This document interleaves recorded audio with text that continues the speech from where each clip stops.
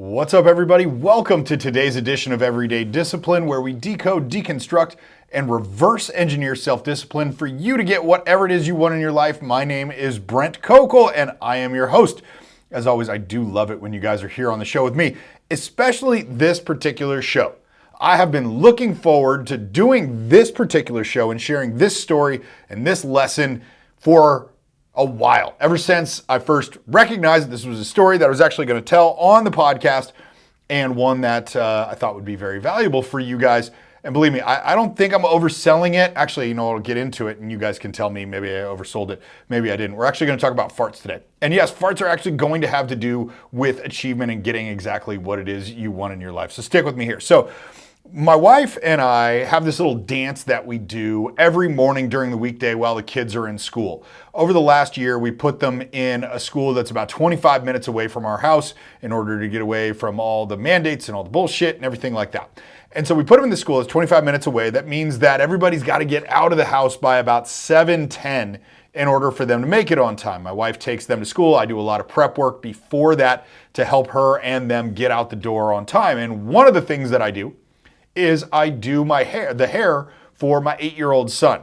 So if he had it his way, his hair would be all over the place, but it's not his way. He's actually got to have his hair done when he goes to school because, damn it, he's not raised by wolves. At least we don't want everybody to think that. And so my wife and I stand in our bathroom, because this is where I do his hair.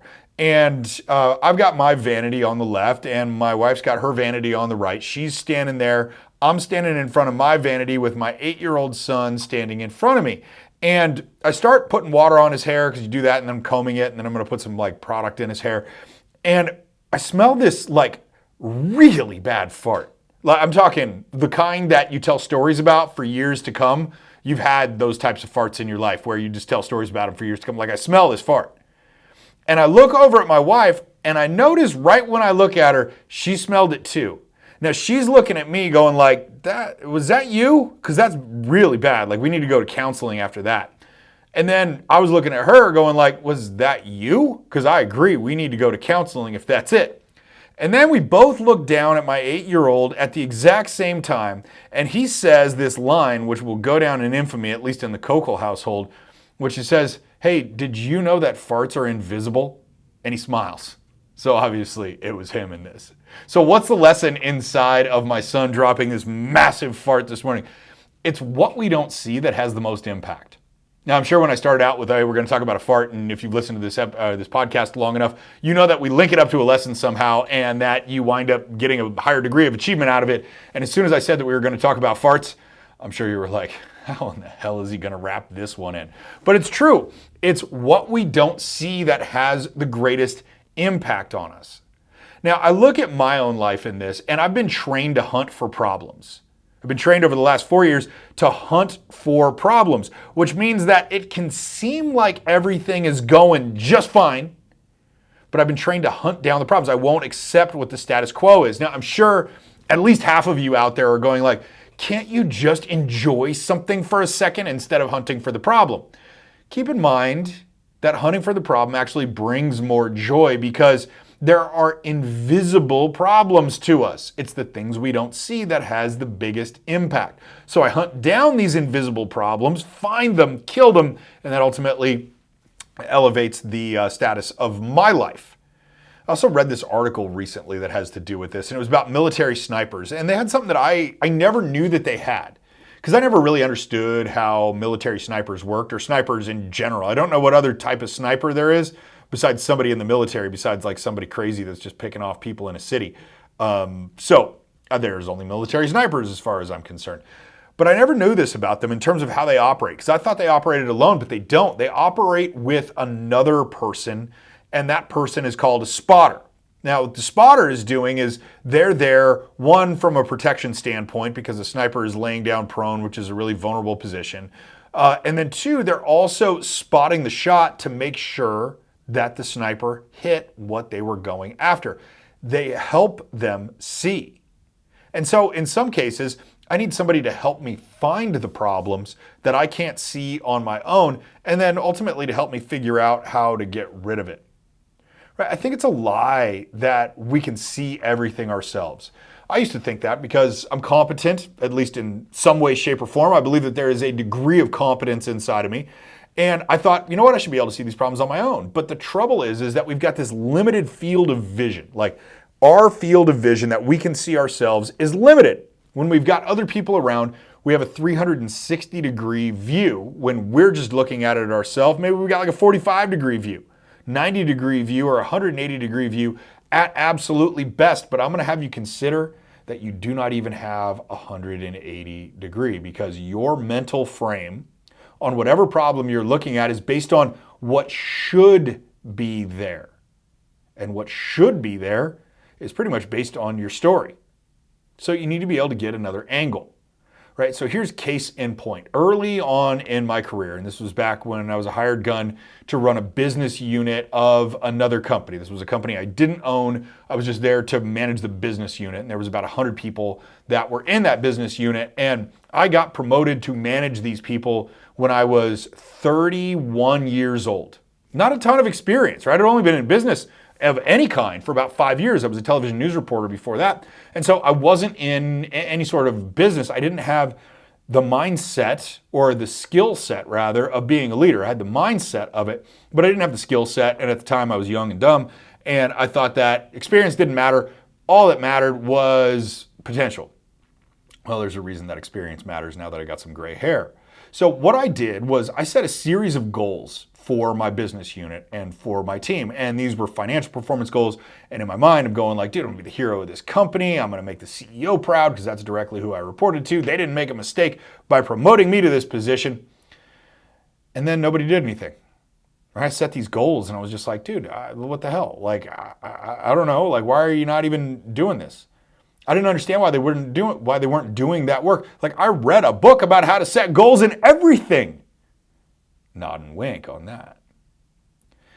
Then one day I had a meeting with a consultant that the company had hired for me at the time that they hired me, because I kind of think they knew what they were getting into by picking somebody so young and frankly arrogant at the time to run this business unit. Granted, I had a ton of talent, right? There's no self-deprecation on that. There is no reframe on that. I did. They wouldn't have picked me if I didn't. And that's something that I've found to be very, very true about myself, not in an arrogant, egotistical way. It's simply what the facts are.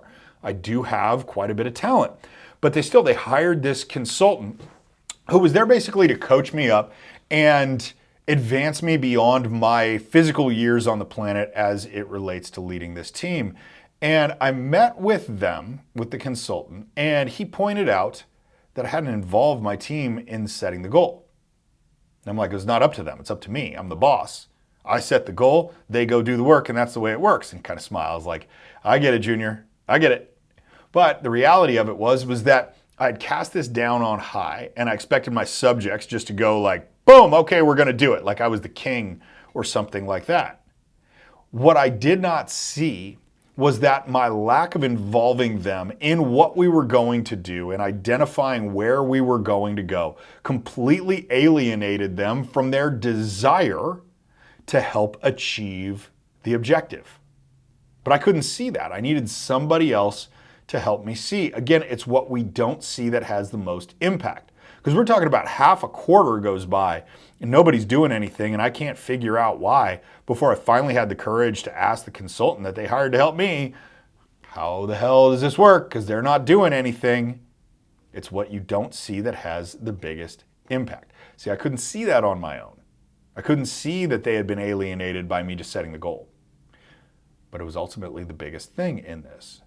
So as this relates to you, and as this relates to where you are in your own journey, my challenge for you today is a really difficult one. But if you're able to pull this off, it's going to be a life-changing event. Certainly a business-changing event if you would choose to apply it in your business.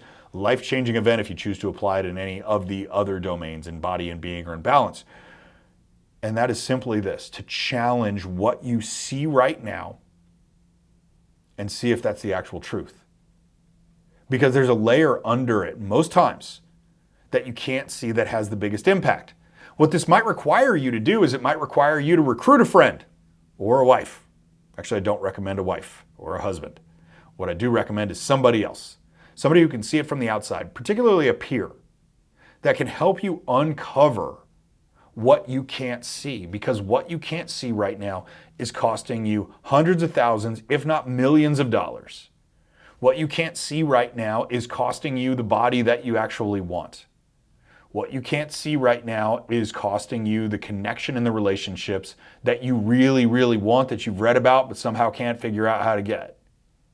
What you can't see right now is costing your connection and conversations with God. It's not about what you can see. Right? We can only see a fraction of the refractory light. And I'm talking like such a small percentage. And I forget exactly what it is, and I won't say it because then everybody's just going to hate on me for giving you the wrong statistics. But it's a super small percentage of all the refractory light that comes into our eyeballs that we can actually see, that we can make sense of, that we know what's out there in the world. So there is so much that you can't see. And by choosing to go into the dark and seeing what you cannot see, your life will take off. I promise you that. So take that action. Find a friend. Figure out what it is you cannot see in the next 24 to 48 hours. And then, of course, the magic is do something about it. Once you finally see what it is, do something about it. All right, guys, that is it. That is the show for the day. I can't promise I'm not going to do another episode about farts because I had fun doing this one, but it's possible. And if it is, I hope you guys will enjoy that one too. Hey, before you leave, do me a favor. I know I'm doing this late, but do me a favor. If you have not yet rated this show on whatever podcast platform you're listening to it on, or if you're watching it on YouTube, you smash the like button and subscribe to the channel. That would mean the world to me. I love doing these shows. I do a lot of them every week, excuse me, and I want more people to hear about it. I want to talk to more people. I'm not selling you anything on this show. I don't intend to sell you anything on this show. This is purely because I think this message needs to get out there, and I think there's a lot of people that needs to hear this message. So do me a favor, give me a rating wherever you are listening to this show or watching this show, and I would greatly appreciate it. All right, guys, I'm going to do my job and come back next time. I want you to do your job, and you come back too.